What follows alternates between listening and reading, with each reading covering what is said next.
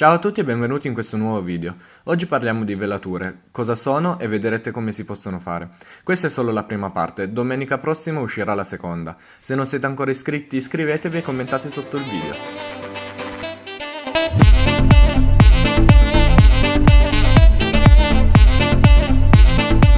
Oggi parliamo delle velature. E cosa sono le velature? È un artificio tecnico per poter migliorare la qualità dei quadri. Non soltanto a livello tecnico, ma è un modo per dare anima al quadro. Poi capirete che cosa intendo. A tal proposito vi darò una dimostrazione. Ho preso qui uno di quei quadri che si fanno e poi si mette in un angolo. È già stato verniciato, in particolare ho utilizzato una vernice che si chiama Dammar, lucida, ma può esserci anche vernice opaca, che mi crea questa specie di diaframma sul quale andrò a spalmare opportunamente delle zone di colore che mi daranno profondità in certi punti del quadro, oppure per la proprietà stessa dei colori, della pigmentazione dei colori, mi faranno emergere dei primi piani. Giocando su queste cose io riesco a dare significato al quadro e cambiarlo, vedrete poi. Come fare ad eseguire una velatura? Io vi spiego quello che faccio io. Intanto bisogna mettersi in una posizione comoda di fronte al proprio quadro e riflettere. Ottima cosa, buon viatico per la riflessione può essere la musica che piace a voi, che avete in testa in quel momento, in quel determinato giorno. Non è importante che sia musica classica, musica rock o jazz, la vostra musica. Osservate il quadro e lo osservate attentamente, ma nel contempo pensate pure alle vostre cose. Lasciate che affiorino le idee e le emozioni che magari non arrivano subitaneamente, ma magari necessitano magari di un giorno, di due. Dovete perseverare, non abbiate paura, non abbiate timore di perseverare. L'idea che non vi arriva oggi magari arriverà domani casualmente. Quindi voi vi piazzate a 2 o 3 metri dal quadro e cominciate ad osservarlo. E sentirete, io parlo di sentire, non ci arrivate col cervello, sentirete che una parte del quadro attira la vostra attenzione e sentirete il bisogno di inserire in quella porzione di quadro un determinato colore, il vostro.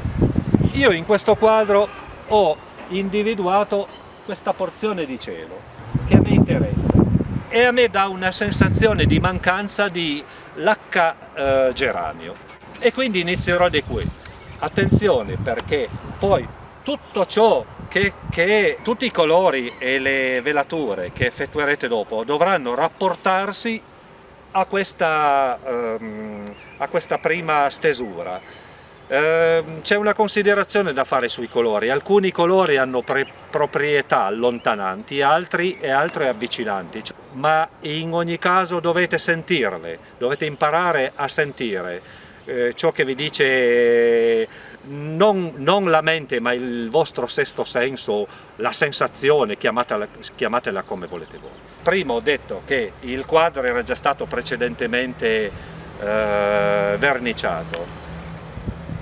E la verniciatura, immaginate che sia un sottile strato di vetro nel quale poi va a interagire il colore spalmato sopra in modo molto diluito, non troppo diluito perché poi tende a colare, quindi dovete trovare la giusta densità del colore.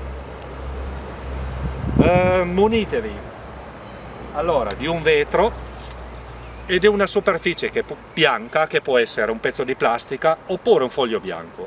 Questo vi farà distinguere meglio i colori che preparate. Intanto i colori vanno preparati puri, dati a strati. Se dovete dare uno strato successivo ritornerete quando il colore precedente è asciutto, cioè il giorno dopo almeno. Non troppi strati, non più di 2 consiglierei, perché poi la cosa diventa pasticciata. e tenete conto che le velature quando si fanno difficilmente poi si possono togliere, quindi dovete essere precisi, meditate, piuttosto lasciate perdere. Se non siete in giornata, ritornateci su il giorno successivo. E adesso iniziamo. Prendo un po' di lacca geranio, la metto qui,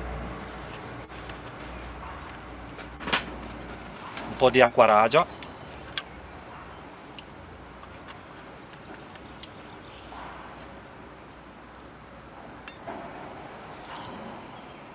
e comincio a stendere per quella porzione di cielo che ho programmato.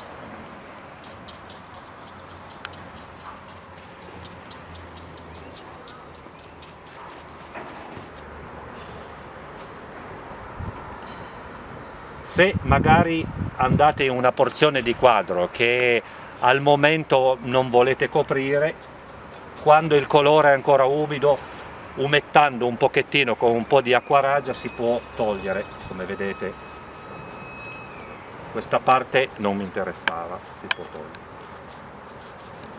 Così definisco meglio. Vedete già come cambia? Allora, sono partito da lontano, qui c'è un cielo, qui c'è un crinale. A me interessa rapportarlo con questo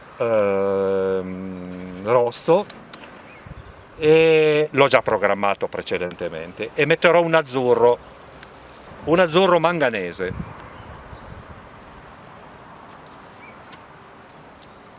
Sempre colori caldi da una parte, colori freddi dall'altra, non mescolate mai, i colori non vanno mai mescolati, sempre puri. Allora intervengo su questa porzione,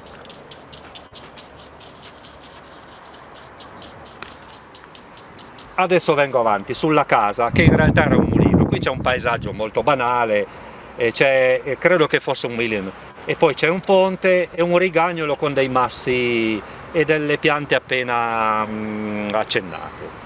Quindi questa parte l'ho staccata. Adesso voglio dare un punto luce qui e uso un colore rosa italiano. Ecco, adesso uso un rosa italiano perché ho bisogno che questa facciata del mulino, chiamiamolo così, interagisca con il cielo a monte.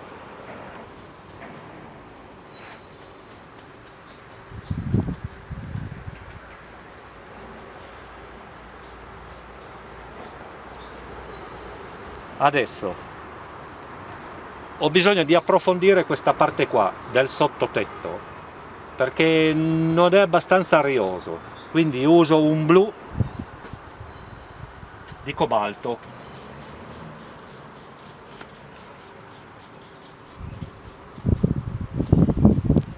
Quando dopo aver intinto alcune volte il pennello l'acqua ragia è sporca, si mette in un contenitore e ne versiamo dell'altra pulita. Questa è una facciata a nord, la luce proviene di qua, quindi a me interessa una zona d'ombra ma calda, quindi do una terra d'ombra.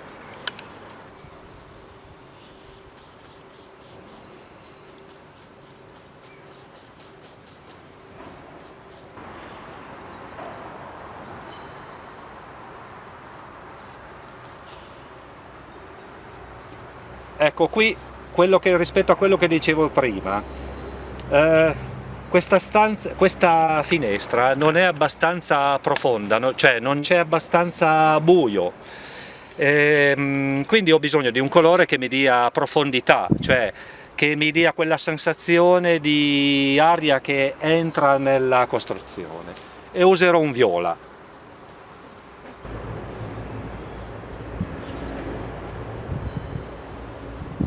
Adesso vengo in un piano successivo, anteriore, il ponte.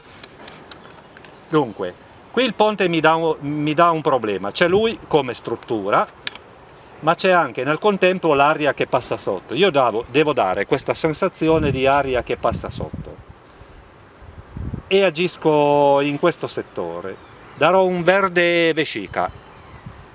che mi attenuerà e mi darà profondità. Notate bene, io l'ho programmato grosso modo, in realtà devo riflettere molto di più quando affronto un quadro dei miei. Questo è un giochino, insomma, per far vedere come si esegue correttamente una velatura, così che quando vi troverete di fronte a un quadro, se vi succede, a un quadro fiammingo, capirete come certi effetti sono stati ottenuti.